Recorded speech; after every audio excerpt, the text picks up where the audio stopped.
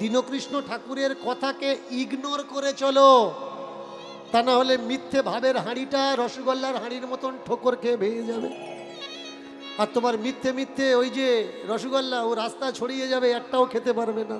এর জন্য যদি মনে হয় তুমি ভাবের ঘরের মানুষ, সাবধান করে দিচ্ছি, ওয়ার্ন টু ইউ, আমার কীর্তন শুনবে না। আমার কীর্তন হাঁড়ি ভাঙা কীর্তন। ওই হাঁড়ি ভেঙে গেলে পোড়া হাঁড়ি, ও আর হাঁড়ি হবে না, খোলাম কুচি হবে। এর জন্যে যারা মনে করো সত্যকে জানবো, শুধুমাত্র তারাই আমার কীর্তন শোনো, না হলে কীর্তন শুনবে না। চমৎকার কথা দেখুন, যারা বলছে মরার পরে এই হবে, মরার পরে ওই হবে, মরার পরে তাই হবে, এরা কিন্তু মরেনি, এরা সব বেঁচে আছে। তাহলে যদি বেঁচে থাকলো, এরা বুঝছে কি করে মরার পরে কি হবে? কারণ এরা জানে ও মরবে তবে আমার বিজনেসটা চলবে। অনেক ওষুধ, কবিরাজ, তাবিজ আপনাদের এসআইটা আছে কিনা জানি না।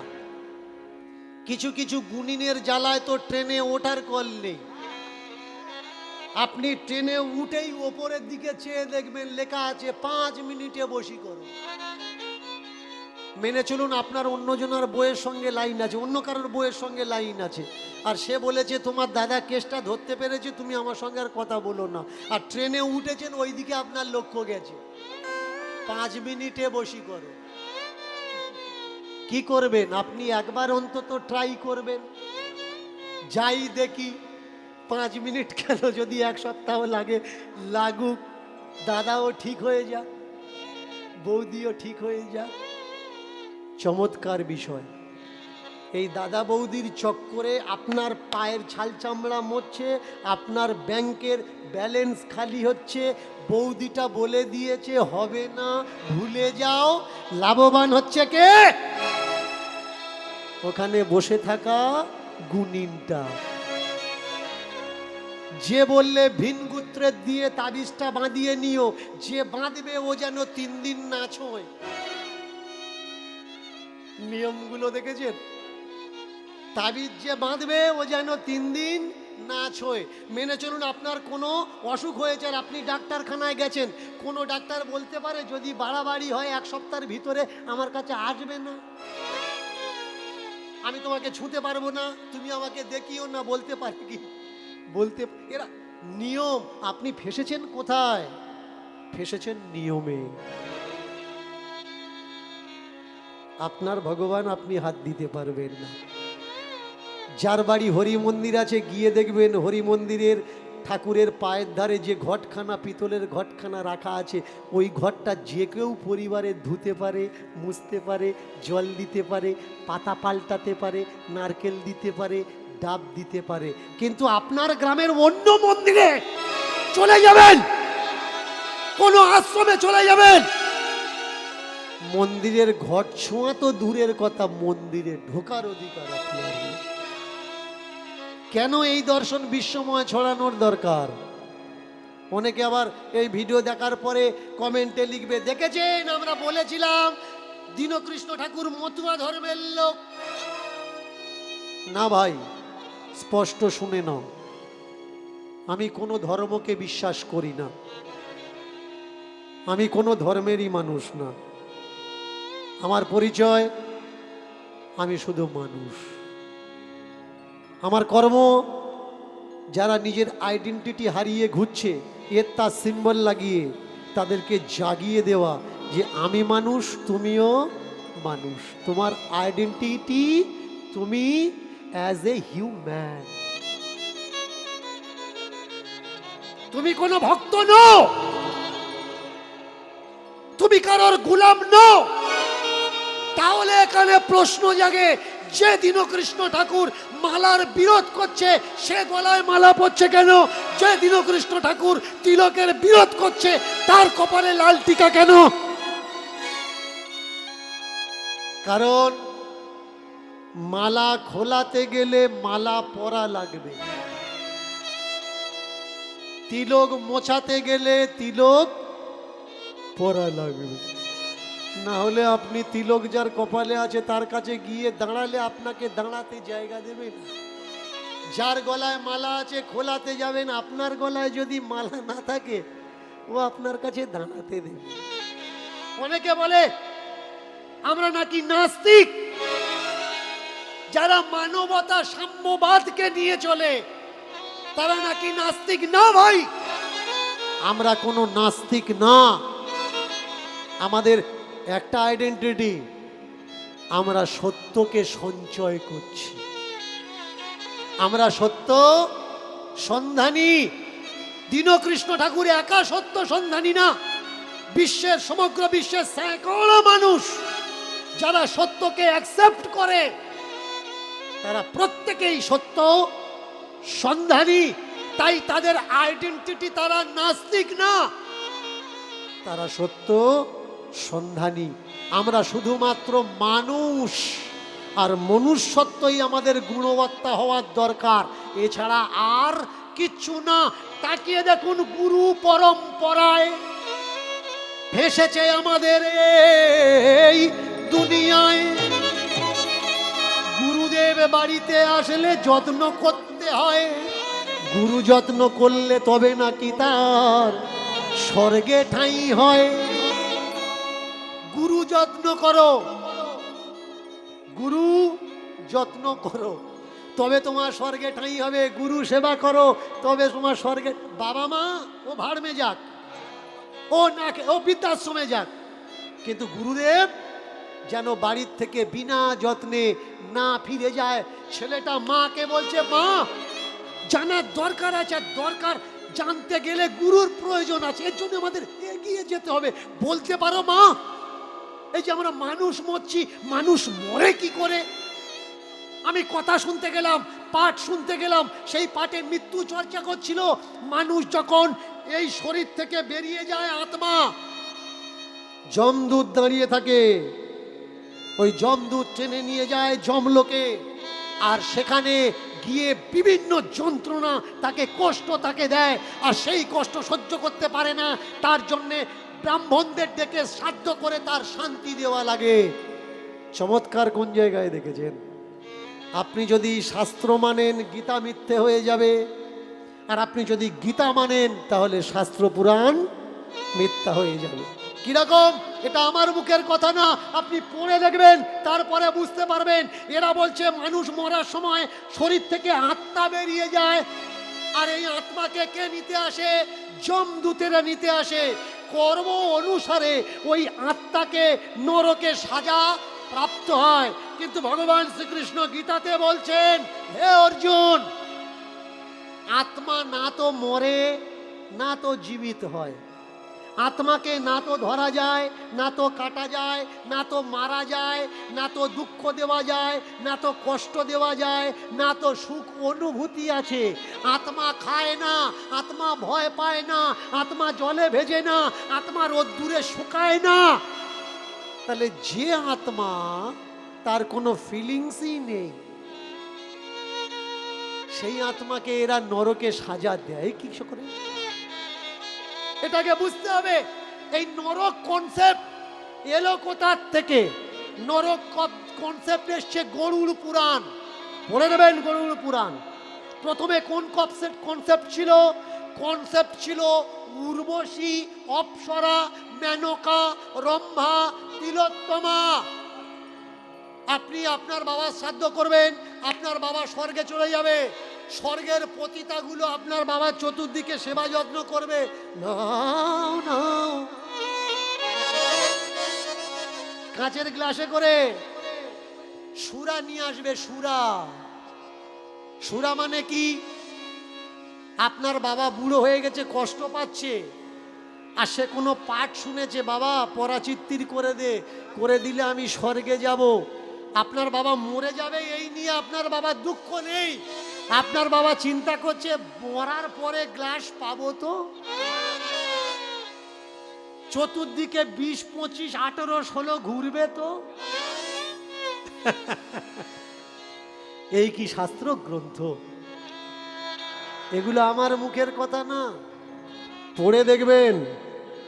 যে মহাভারতের কথা আমার এক ভাই আলোচনা করছিলেন। এই মহাভারতে অর্জুন যখন স্বর্গে গেছিলেন, স্বর্গে যাওয়ার পরে ইন্দ্রের যিনি পতিতা তিনি এসছিলেন অর্জুনের রূপ দেখে অর্জুনকে পাওয়ার জন্যে। জিজ্ঞাসা করলেন, তুমি কে? বলে উঠলেন, আমি ইন্দ্রের পতিতা।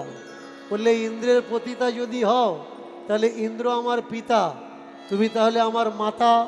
বললে, এখানে বাপ মায়ের কোনো সম্পর্ক নেই, ছেলে মেয়ের কোনো সম্পর্ক নেই। আপনি পূজা পাঠ করে ধ্যান তপস্যা করে সেই স্বর্গে যেতে চাচ্ছেন যে স্বর্গে ছেলে মেয়ে বাপ মায়ের কোনো সম্পর্কই। কবে বুঝবে ভাই? Relation is religion. রিলেশন আছে তাই রিলিজন আছে। রিলেশন যদি না থাকতো রিলেশন থাকতো না। আগে বুঝতে হবে সম্পর্ক আছে তাই ধর্ম আছে, তাই মাজাব আছে, তাই জাতি আছে। যদি সম্পর্ক না থাকতো সেই দেশে মানুষ কখনো যেতে চাইবে না। যে দেশে মা ছেলেকে রেসপেক্ট করে না, ছেলে মাকে রেসপেক্ট করে। কবে বুঝবেন? এগুলো কি? এগুলো কথা, কথা গ্রন্থ। আর কথা গ্রন্থ মানে কি? কথা গ্রন্থ মানে গল্প গ্রন্থ, অনেক গল্প গ্রন্থ। এগুলো এসেছে কোত্থেকে? যাজক কথা। বৌদ্ধ দর্শনের যাজক কথার থেকে এর জন্ম হয়। ভালো করে মন দিয়ে শুনুন। এই রামায়ণ এর জন্ম কোথার থেকে হয়েছে? যাজক কথার থেকে। মহাভারত এর জন্ম কোথার থেকে হয়েছে? যাজক কথার থেকে। এই মহাভারতের আদি পর্ব পড়ে দেখবেন, মহাভারতের প্রথম নাম কি?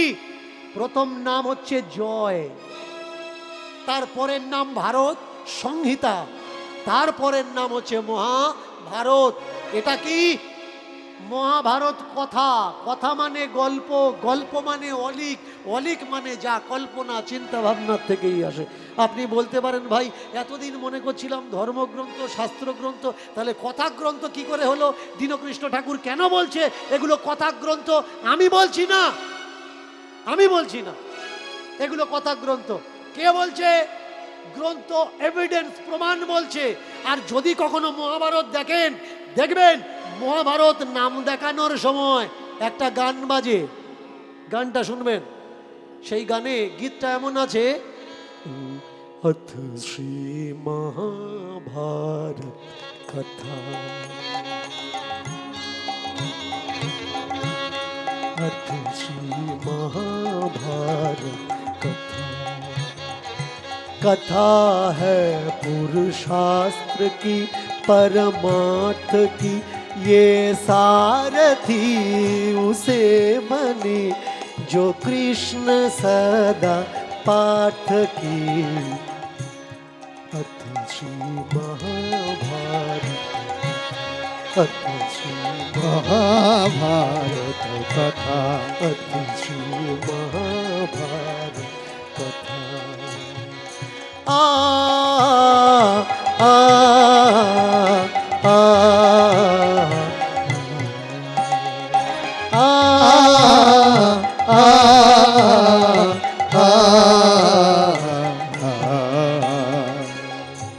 এটা কি? কথা গ্রন্থ। পরিবেশকে পরিস্থিতিকে ঠিক করার জন্যে এই কথা, এই অলিক, এই কল্পনা গ্রন্থগুলো লেখা হয়েছে। তাহলে যদি এগুলো কথা গ্রন্থ হলো, এগুলোর ভিতরে হিংসা আসলো কি করে? বৌদ্ধ দর্শনে হিংসার কথা লেখা নেই। গিয়ে দেখবেন, পড়ে দেখবেন সেই কথা গ্রন্থগুলো, যাজক গ্রন্থগুলো। এরপরে এসছে কি? জৈন ধর্ম। জৈন ধর্মের ভিতরে টু কপি করা হয়েছে এর থেকে, যে এই গ্রন্থে আপনি হিংসা পাবেন না। হিংসা কোথায় পাবেন? যখন এই গ্রন্থ টু কপি হতে হতে ব্রাহ্মণ্যবাদী মতপথে এসে ঢুকলো, তৈরি হয়ে গেল কি? হিংসা। কে বলে তোরটা খাবো না, তোরটা নেবো না, তোর বাড়িতে যাব না, তোর ছোঁয়া নেব না? ছোঁয়াছুতের বিমারি কারা এনেছে আমাদের এই ভারতবর্ষে? আমাদের এই ভারতবর্ষে ছোঁয়াছুতের বিমারি ছিল না। স্টোন ইনস্ক্রিপশন পড়ে দেখবেন, অশোকা, সেখানে একটা চাষিরও সম্মান যা, একটা রাজাধিরাজেরও সম্মান তা। আমাদের ভারতবর্ষে কোনো হিংসা ছিল না, আমাদের ভারতবর্ষে কোনো উঁচু নিচু দাস প্রথা ব্যবধান ছিল না। এনেছে কারা? পড়ে দেখবেন, রাহুল সংকৃত্তায়নের ভলগা থেকে গঙ্গা। পড়ে দেখবেন মহাত্মা গান্ধী, পড়ে দেখবেন রবীন্দ্রনাথ ঠাকুর। এরা কারা? পড়ে দেখবেন আর্য অনার্য, তাহলে বুঝতে পারবেন এই দেশে হিংসা কারা টেনে এনেছে। আমাদেরকে সব থেকে বেশি ঠকানো হচ্ছে কোন জায়গায়? জন্মতে আর মৃত্যুতে। আমরা বুঝতে পারছি না। যেখানে ঠাকুর বলে গেছেন, শুধু শ্রী হরিচাঁদ ঠাকুর নয়, গৌরাঙ্গ মহাপ্রভু, নিত্যানন্দ ঠাকুর, এরা বলে গেছেন শ্রাদ্ধ করার দরকার নেই, নাম সংকীর্তন করো, গোসাই নিয়ে মহোৎসব করো, তাহলে মুক্তি হয়ে যাবে। ভাই, তোমার মুক্তি তুমি করতে পারো। পৃথিবীতে এমন কোনো ওষুধ নেই যা তোমার টেনশনকে দূর করতে পারে। তোমার চিন্তাকে তোমার কন্ট্রোল করতে হবে। মন্ত্র দ্বারা যদি ছটফট করা আত্মাকে শান্ত করা যেত, তাহলে যে মানুষটা গম্ভীর চোট পেয়ে বোম হয়ে গেছে, কথা বলছে না, মন্ত্র দ্বারা তাকেও ঠিক করা যেত। মরার পরে ঠিক করবে কেন? বাস্তবে ঠিক করা যেত। যায় না ভাই, যায় না। আমাদের সব থেকে বড় ভণ্ডামো চলছে কোন জায়গায়? এই মৃত্যুর পরে আপনি আপনার বাবা মাকে চিতায় তার অন্তিম ক্রিয়া করলেন, করানোর পরে আপনার গালায় কাছা তুলে দেওয়া হলো। একটা কাপড় অর্ধেক থেকে কাটা হলো, হাফ পরবেন আর হাফ গায়ে দিয়ে থাকবেন। কালকের যখন চান করবেন একটা ভিজোবেন, একটা পরবেন। আবার যখন তার পরের দিন একটা ভিজোবেন, একটা পরবেন। আপনি দিনে 3-4 বার খেতে পারবেন না, আপনি দিনে একবারই খাবেন। আপনি তেল মরিচ মশলা খেতে পারবেন না, আপনি মালসার ভাত খাবেন। আপনি চেয়ারে বসে খেতে পারবেন না, খড়ে বসে খাবেন, মেঝেতে বসে খাবেন। আপনি লোকের সামনে বসে খেতে পারবেন না। যদি কিছু কাক পাখি ডাকে, খাওয়া আপনার বন্ধ হয়ে যাবে। বলুন তো ভাই, বিচার করে। আপনি খালি পায়ে চলতে পারবেন, চপ্পল পায়ে দিতে পারবেন না, আপনি গাড়িতে উঠতে পারবেন না। নিয়ম কি? ভালো করে নিয়ম শুনুন। নিয়ম যদি মানতে হয়, যদি ব্রাহ্মণ্যবাদী শাস্ত্রের নিয়ম মানেন, তাহলে বাবা মরে গেলে মাকে আগে চিতায় তুলে দিন। কারণ আপনার মা যাবে আপনার বাবার সঙ্গে স্বর্গে, একে সহমিতা বলা হয়। চিতায় তুলে দেওয়া মেয়েগুলো পোড়ানো বন্ধ করেছে কারা? তাদেরকে বলা হয় নাস্তিক। যারা নাস্তিক তারা তাদের কাকিমা জেঠিমা পিসিমা তারা না হয় পোড়াচ্ছে না, তোমরা পোড়ানো বন্ধ করলে কেন? তোমরা শাস্ত্র মানো। তোমাদের বাড়ির মেয়েগুলো তো যাদের স্বামী মারা গেছে তাদের আগে হাত পা বেঁধে চিতায় তুলে দেওয়ার দরকার। তোমাদের বিচারে সতীদাহ প্রথা আবার চালু করার দরকার। কারণ এই সতীদাহ প্রথা আমাদের জন্য না যারা শাস্ত্রকে মানে না, এই সতীদাহ প্রথা তাদের জন্য যারা শাস্ত্রকে মানে। এইবার বলুন, নিয়ম কি? আপনি গলায় কাঁচা করেছেন, গাড়িতে আপনি উঠতে পারবেন না। বলুন তো, আপনি শ্রাদ্ধের জন্য নিমন্ত্রণ করতে যাচ্ছেন, বাইকে উঠে যাচ্ছেন কেন? আপনি বলবেন আমি তো চালাচ্ছি না, আমার খুড়তো ভাই চালাচ্ছে, আমি পিছনে বসে আছি। অনেকে আবার ওই কদিন শাল গায়ে দিচ্ছে। এখন ঠান্ডার সময় যার মরেছে সে জানে। আদেশ কার কাছ থেকে নিচ্ছে? বামনের কাছ থেকে নিচ্ছে। ফোন করে জিজ্ঞাসা করছে, ঠাকুর মশাই ঠান্ডা খুব পড়েছে। ঠাকুর মশাই বলে, কাটা কাটা যে শালটা, কাটা কাটা শালটা ওইটা গায়ে দে, নরমটা গায়ে দিলে ও ঠাকুর মশাই প্রচন্ড ঠান্ডা, খড় বিছিয়ে নে, নিচে খাটে শোয়া যাবে না, খড় বিছিয়ে নে। ও ঠাকুর মশাই প্রচন্ড গরম, এই প্রচন্ড ঠান্ডা, গায়ে কি দেবো? গায়ে তো কিছু দিতে নেই। বলে, দূর পাগল, আমি তো বলছি কাটা কাটা যে কম্বল ওটা গায়ে নেই। তাহলে বলুন, গাড়িতে চড়তে নেই, পায়ে কিছু দিতে নেই, গায়ে লেপ কম্বল রাখতে নেই, অনুমতিটা কে দিচ্ছে? যে কদিন পরে আপনার মাথা ভেঙে আপনার টাকাগুলো নিয়ে যাবে। তাহলে বলুন, শাস্ত্র যদি বড় হয়, ব্রাহ্মণ কি শাস্ত্রের থেকে বড়? যে বিধানটা নেই সে বিধানটা সে দেয় কি করে? আমরা নিয়ম বানিয়ে ফেলেছি ভাই। কি নিয়ম? বিয়ের সময় প্রত্যেকের বাড়িতে আমরা মেয়ে বিয়ে দিই। বলুন তো, বিয়ে দেওয়ার সময় দান সাজ দেন কি মায়েরা? দেন তো? মেয়ের বিয়ে দিচ্ছেন, একটা হাঁড়ি দিলেন, একটা কড়া দিলেন, থালা দিলেন, চামচ দিলেন, ঘটি দিলেন, বাটি দিলেন, বাক্স দিলেন, বসার চৌকি দিলেন, খড়ম দিলেন। তার মানে কি হচ্ছে? মেয়েকে দিয়ে কেন পাঠাচ্ছেন? মেয়েকে এই বলে দিচ্ছেন যে ওমা তোর সেট আলাদা কিনে দিয়েছি, কিছুদিন একসঙ্গে খাবি, পরে গিয়ে আলাদা হবি, মালপত্র তো কিনে দিয়েছি।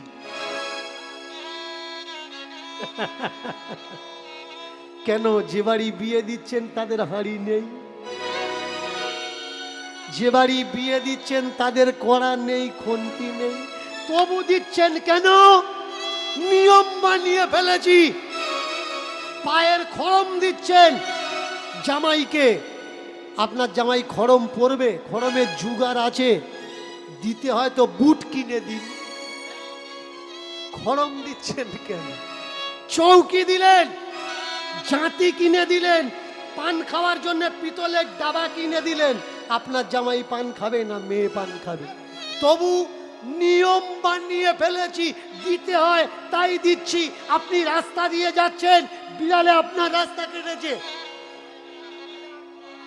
এখনো পর্যন্ত আমার সমাজে মানুষ আছে সাইকেল নিয়ে যাচ্ছে, যেতে যেতে দাঁড়িয়ে গেছে কেন? বেড়ালে রাস্তা কেটেছে। গাড়ি নিয়ে যাচ্ছে, আমি দেখেছি, আমার অনেক ড্রাইভার তো আমার গাড়ি চালিয়েছে এই কলকাতার বুকে। রাস্তা দিয়ে বেড়াল গেলে সঙ্গে সঙ্গে গাড়ি দাঁড় করিয়ে কাঁচে দেখি চিকে মারছে। কি হলো এটা? বলে বাবা বেড়াল গেছে, এর জন্য চিকেটা কি? বলে এই রাস্তা আমি কেটে দিলাম। আচ্ছা, রাস্তা তুমি কেটে দিলি, দাঁড়ালি কেন? বলে বাবা তুমি জানো না দাঁড়াতে হয়। শুনে নাও, বিড়াল চলে গেলে দাঁড়াতে হয় নাকি, এটা একটা নিয়ম। একটা সময় মানুষের কাছে বাইক ছিল না, মানুষের কাছে কোনো ইঞ্জিন, তেল ইঞ্জিন চালিত যান ছিল না। কি ছিল? ঘোড়া ছিল, গাধা ছিল, बैल ছিল, ভैंसा ছিল। এই ঘোড়া গাধার পিঠে উঠে মানুষ যখন গাড়িতে উঠে যেত, যদি কুকুর বিড়াল বায় রাস্তা ক্রস করত, এই জীবজন্তুগুলো ভয় পেয়ে দাঁড়িয়ে যেত। ভালো করে মন দিয়ে শুনুন, ভয় পেয়ে এরা দাঁড়িয়ে যেত। আজকের আমাদের কাছে ঘোড়া নেই, বাইক আছে, তারপরেও বিড়াল রাস্তা কাটলে আমরা দাঁড়িয়ে যাচ্ছি। বাহন চেঞ্জ হয়েছে, কিন্তু মনের সেই ধারণা আমাদের চেঞ্জ হয়নি।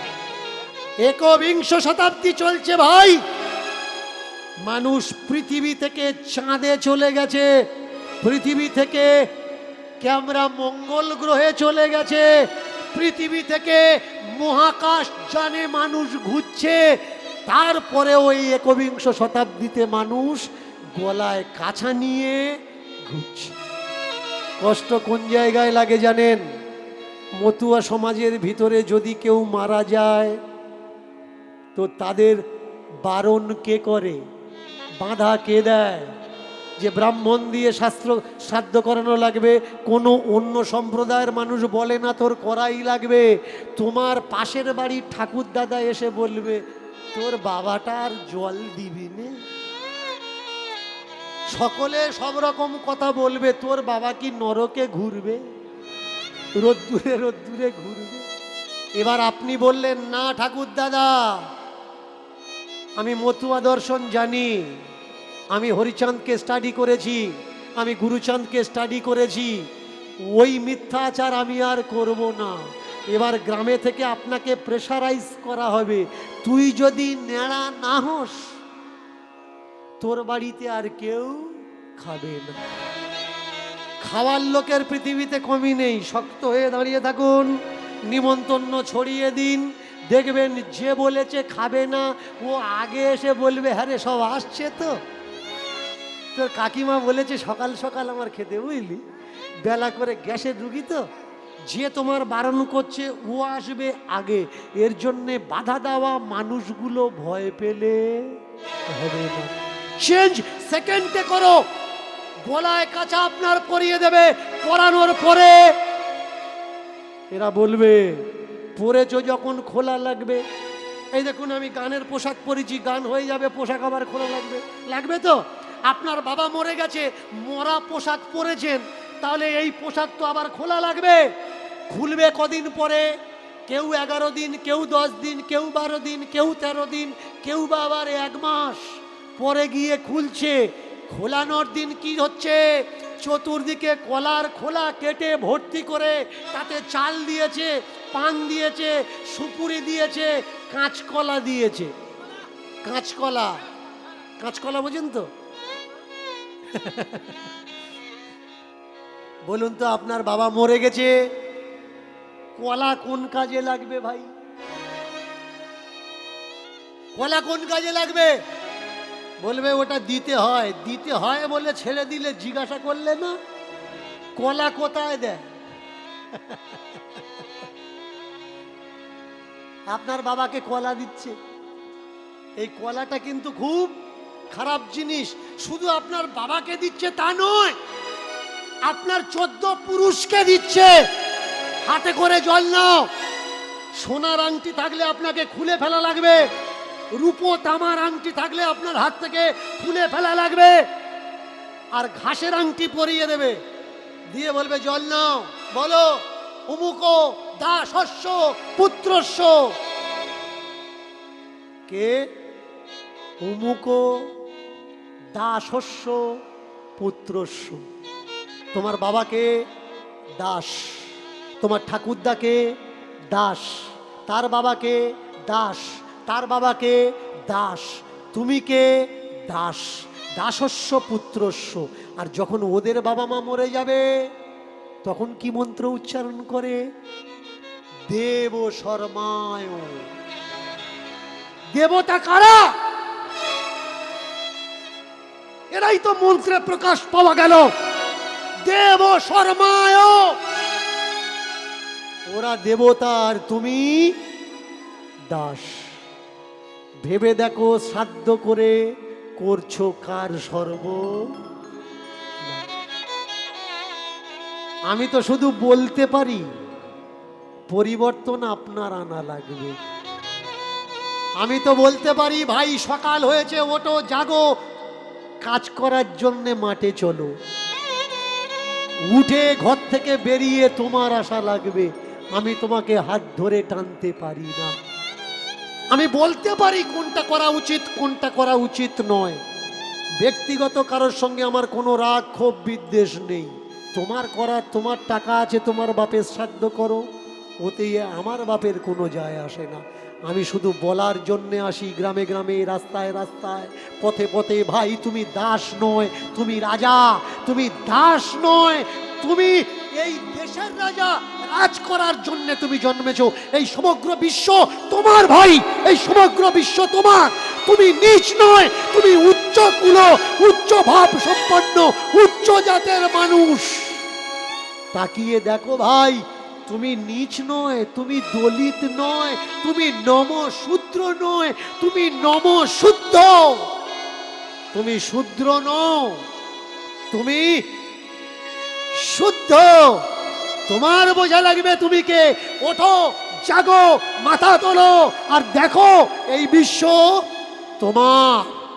এইবার হলো কি, বললে এই দেখ তোর বাবা ছটফট করছে, পিণ্ডি দেওয়া লাগবে, পিণ্ড।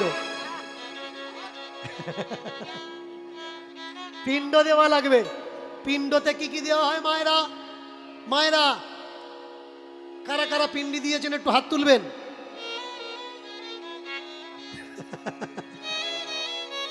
পিণ্ডিতে কি কি দেওয়া হচ্ছে? চাটিন কলা, আতপ চাল, মধু, ঘি, তিল, এগুলো চটকাচ্ছেন, এগুলো চটকাচ্ছেন। কে খাবে? আপনার বাবা। বলুন তো, বাবা যদি খাওয়া অভ্যাস না থাকে, বাবার যদি খাওয়া অভ্যাস না থাকে, খাওয়ানো যাবে কি? মায়েরা জোর করে বলুন, খাওয়ানো যাবে? খাওয়ানো যাবে না। কিন্তু অভ্যাস না থাকলে যদি খাওয়াতে হয় তাহলে কি করে খাওয়াবেন? জোর করে খাওয়ানো লাগবে। তাই যদি মনে করেন মরার পরে বাবা মাকে পিণ্ড দেবেন, বেঁচে থাকতে মাঝে মধ্যে আতপ কলা, চাল, ঘি, মধু, তিল চটকে ট্রাই নেবেন। ও বা খাও, মরার পরে যদি হজম না হয় প্র্যাকটিসটা রাখো, বাবা খাও। কারণ অভ্যাস না থাকলে তোমার বাবা বমি করবে, ডায়রিয়া হবে, লুজ মোশন হবে, বুঝবে কি করে? এর জন্যে বেঁচে থাকতে থাকতে মাঝে মধ্যে ট্রাইটা নাও। সাধ্য সাধ্য সাধ্য। শুধু তাই নয়, আপনি সমাজে ব্যবস্থা করেছেন, নানান রকম মাছ মাংস জোগাড় করেছেন, তারপরে কাপড়টা এইভাবে গলায় দিয়ে সমাজে দাঁড়িয়ে এখনো পর্যন্ত এই ঘৃণ্য প্রথা আমাদের সমাজে চলছে। করজোড়ে বলতে হয়, আপনারা আমাদের অনুমতি দিন, আজ থেকে আমরা আমিষ খাবো। আর সমাজে বসে থাকা মানুষগুলো তারা বলে, হ্যাঁ হ্যাঁ অনুমতি দিচ্ছি, আজ থেকে তোমরা খাও। এই জঘন্য ঘৃণ্য প্রথা আর কদিন পালন করবেন ভাই? রাজস্থানের মতন ছোট্ট একটা রাজ্য, যা সরকারি আইন করে এই শ্রাদ্ধ বন্ধ করলো, সমাজ বন্ধ করলো, তাহলে আমরা পারি না আমাদের বাংলায় এই শ্রাদ্ধ নামক ঘৃণিত প্রথাটাকে বন্ধ করতে? আপনি বলতে পারেন শ্রাদ্ধই তো মুক্তির পথ। অভিধান, শব্দবোধী অভিধান খুলে দেখে নিন, যদি কোথাও লেখা থাকে শ্রাদ্ধ মানে আত্মার মুক্তি, শ্রাদ্ধ মানে মুক্তির পথ, আমি ক্যামেরার সামনে দাঁড়িয়ে কথা দিচ্ছি, আমি দীনকৃষ্ণ ঠাকুর, যদি কোনো শব্দবোধী অভিধানে দেখাতে পেরেছেন শ্রাদ্ধ মানে আত্মাকে স্বর্গে পাঠানো, শ্রাদ্ধ মানে মানুষের কল্যাণ করা, শ্রাদ্ধ মানে পাপ মুক্ত করা, আমি কথা দিচ্ছি আমি জীবনে কোনো স্টেজে দাঁড়িয়ে আর কীর্তন করব না। প্রেম সে বাড়িতে গিয়ে কখনো বই খুলে দেখে নেবেন শ্রাদ্ধ শব্দের অর্থ কি। শ্রাদ্ধ শব্দের অর্থ নিন্দা সূচক, শ্রাদ্ধ শব্দের অর্থ গালাগালি, শ্রাদ্ধ শব্দের অর্থ পণ্ড করা, দ্রব্য নষ্ট করা। একবার অভিধানটা খুলে তো দেখুন, শব্দ অভিধানটা, তারপরেও যদি শ্রাদ্ধ করেন এই দায়িত্বটা আপনার, এ দায়িত্বটা আমার নয়। তাহলে এবার করছেন কি? আপনার বাবাকে আপনি খড়ম দান করছেন। কাকে দান করছেন? ব্রাহ্মণকে দান করছেন। কেন দান করছেন? ব্রাহ্মণকে খড়ম দান করলে ওই খড়ম আপনার বাবা পাবে, ব্রাহ্মণকে ছাতা দান করলে ওই ছাতা আপনার বাবা পাবে। আপনার বাবাকে খড়ম আর ছাতা দেবেন কেন? কারণ মরার পরে আপনার বাবা যে রাস্তা দিয়ে যাবে ওই রাস্তা অগ্নিময় রাস্তা, এর জন্যে খড়ম পায়ে দিলে আপনার বাবা পা পুড়বে না। যে রাস্তা দিয়ে আপনার বাবা যাচ্ছে আগুন বর্ষা হচ্ছে, আপনার বাবা ছাতা ধরে থাকবে, আগুন আপনার বাবার গায়ে পড়বে না। বলুন তো, পৃথিবীতে এরকম কোনো আগুন আছে যে ওপর থেকে আগুন বর্ষা হবে আর ছাতায় আটকানো যাবে? যদি দিতে হয় অন্তত 200-250 নাম্বারের লোহার কড়া দিন, আপনার বাবা এরকম করে ধরে থাকবে, অন্তত এটা আমি বলতে পারি, ছাতা পুড়বে, কড়া পুড়বে না। বিষয় আপনার, আপনি কি কি দান করবেন। শুনুন, আগুন নেবে কিসে? জলে নেবে। তো ব্রাহ্মণকে দিলে আপনার বাবা পাবে। আপনার বাবা আগুনের রাস্তা দিয়ে যাচ্ছে, তার মানে আপনার বাবার গা গরম হচ্ছে, সে যে কোনো ঋতু হোক, আপনার বাবা গা গরম হচ্ছে। আমার মনে হয় ব্রাহ্মণকে বরফ জলে চান করানোর দরকার, যতক্ষণ শ্রাদ্ধে বসে থাকবে। কারণ ও ঠান্ডা হলে আপনার বাবা ঠান্ডা হবে। ট্রাই করে দেখবেন, যদি আপনার বাবা ঠান্ডা না হয় অন্তত এসে তো বলবে যে বাবা আমি ঠান্ডা হচ্ছি না, গরম হচ্ছি, আর একটু বরফ জল দে। কত বড় চমৎকার! এর নামই হলো দর্শন। বোঝা লাগবে, ছোট্ট বাচ্চাটা তার মাকে জিজ্ঞাসা করছে, মা তুমি তো মরবে, আমি তো মরবো, কিন্তু সে মরবে না। মা ছেলেকে বলছে, বলতো খোকা দেখি, কি বলবো? মানুষ কোথা যায়, মানুষ কোথা যায় গো, মানুষ কোথা যায়, মানুষ কোথা যায়, মানুষ কোথা যায় গো, মানুষ কোথা যায়।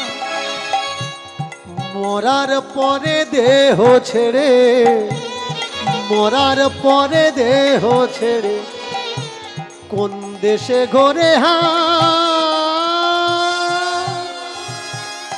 মানুষ কোথা যায় গো, মানুষ কোথা যায়, মানুষ কোথা যায় গো, মানুষ কোথা যায়, মানুষ কোথা যায় গো, মানুষ কোথা যায়। এই দেহ ছেড়ে কোন সে লোকে, এই দেহ ছেড়ে কোন সে লোকে আসা যাওয়া হয় গো, মানুষ কোথা যায় গো, মানুষ কোথা যায়, মানুষ কোথা যায় গো, মানুষ কোথা যায়। ও ভাই মানুষ কোথা যায় গো, মানুষ কোথা যায়, মানুষ কোথা যায় গো, মানুষ কোথা যায়। এই লোক থেকে ওই লোকে, এই ভুলোক থেকে গোলোকে, বলো গোলকটা কোথায় গো, মানুষ কোথা যায় গো, মানুষ কোথা যায়। আর মানুষ কোথা যায় গো, মানুষ কোথা যায়। ভাই রে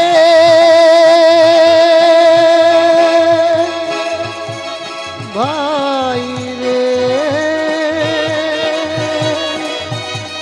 মানুষ কোথা যায়। রাত্রেবেলা মার ছেলে, মা ছেলেটাকে জোর করে বুকে চেপে ধরছে, ছেলে ঠিকরে বেরিয়ে এসে বলছে, ও মা তুমি তো মায়ার মা। আচ্ছা, কালকের পর্যন্ত আমার হাতে না খেলে তোর পেট ভরতো না,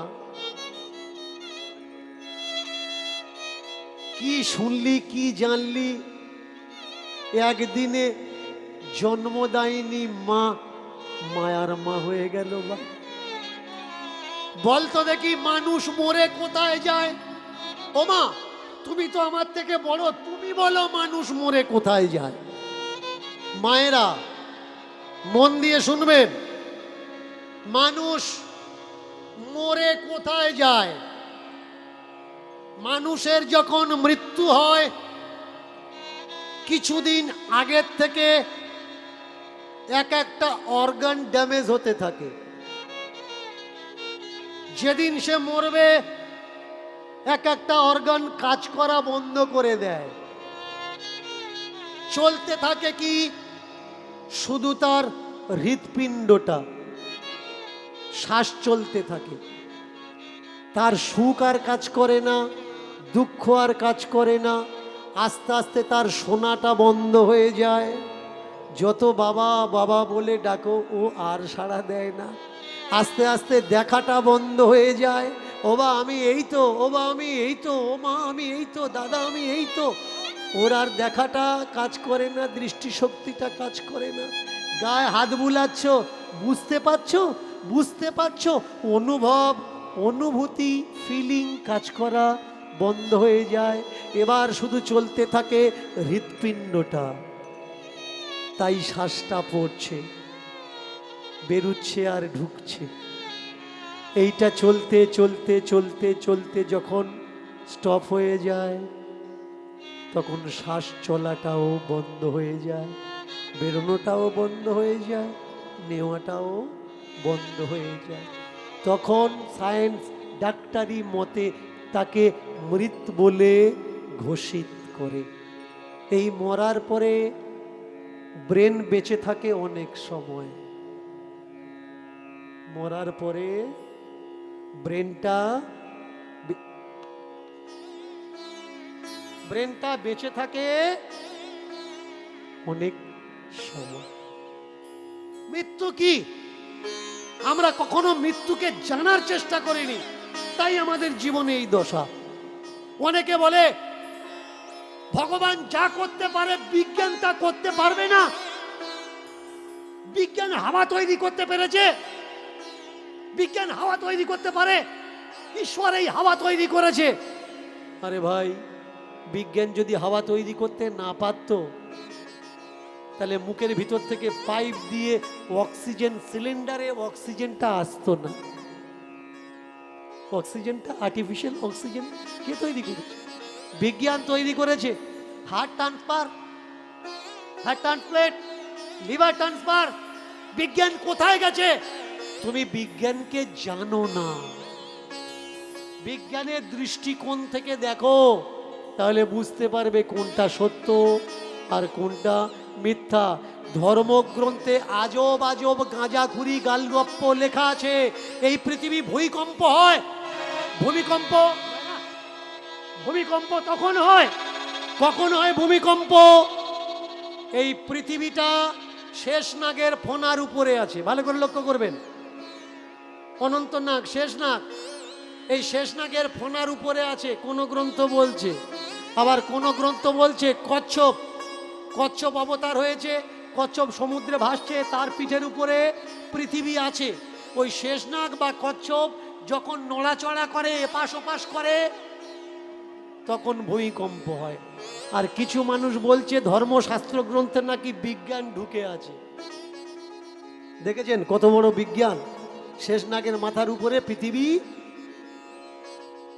কচ্ছপের পিঠের উপরে পৃথিবী বসানো। বুঝতে পারছেন? কখনো প্রশ্ন করতে শিখুন।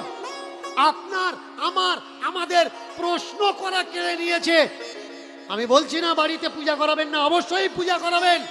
পূজা আমরা কেন করাই? আমাদের মঙ্গলের জন্যে, আমাদের উন্নতির জন্যে, আমাদের সুখ শান্তির জন্যে। যে ব্রাহ্মণকে দিয়ে পুজো করাচ্ছেন, পুজো করানোর পরে তাকে জিজ্ঞাসা করবেন, আমি তো জাতিতে শূদ্র, নিজ জাতি, আমার মঙ্গলের জন্য একটা মন্ত্র আপনি উচ্চারণ করেছেন, সেই মন্ত্রটা বলুন। যে শূদ্র ধন বৃদ্ধি ভব, শূদ্র উন্নতি ভব, শূদ্র সুখ শান্তি ভব। আজকে যারা এসেছেন এখানে কীর্তন শোনার জন্যে, বাড়িতে গিয়ে আবার যদি অন্য কাউকে দিয়ে কখনো পূজা করান, তাহলে কি হবে? সব জেনেও মূর্খ সাজার ভান করা লাগবে। অনেকে আমায় বলে যে বাবা, আপনার কথাগুলো শুনি, সত্যি কথা আপনি বলেন, পাল্টানোর ইচ্ছা হয়, কিন্তু সমাজ নিয়ে তো চলতে হয়। হঠাৎ করে পাল্টানো যায়? হ্যাঁ ভাই, পরিবর্তন হঠাৎ করে আসে। পরিষ্কার আকাশ, ঈশান কোণে এক তিল মেঘ দেখা গেল, হঠাৎ করে কাল বৈশাখী ঝড় পুরো আকাশটাকে ছেয়ে দিল। হঠাৎ করে উত্তপ্ত পৃথিবী হঠাৎ করে শান্ত হয়ে যায়। হঠাৎ করে গরম পৃথিবীতে বর্ষার বুঁদ পড়ে পৃথিবীটা ভিজিয়ে দেয়। যা হয় হঠাৎ করেই হয়। যদি চেঞ্জ হও হঠাৎ করেই হবে, আর যদি মনে করো চেঞ্জ হবে না, তুমি হটে যাবে কিন্তু তোমার বিচার চেঞ্জ হবে না। প্রেম সে বল হরি বল হরি বল। এই খোকা, বল তো দেখি, বল তো দেখি খোকা, মানুষ মরে তাহলে কোথায় যায় বুঝতে পারলি? মা, তুমি বললে তাহলে মানুষ মরে কোথায় যায় না, তার ইঞ্জিনগুলো স্টপ হয়ে যায়। হ্যাঁ রে বাবা, জ্ঞান কে কাকে দেবে? গুরু শিষ্যকে দেবে। শিষ্য থেকে জ্ঞান পায়? গুরুর থেকেই শিষ্য জ্ঞান পায়। এবার গুরুকে এই পৃথিবীতে প্রথম গুরু হচ্ছে তার আত্মীয় পরিজন, তার পিতামাতা। আর এই আত্মীয় পরিজন যদি তাকে জ্ঞান না দেয়, তাকে দিশা দশা না দেখায়, বাইরের মানুষ কখনো দেখাতে পারে না।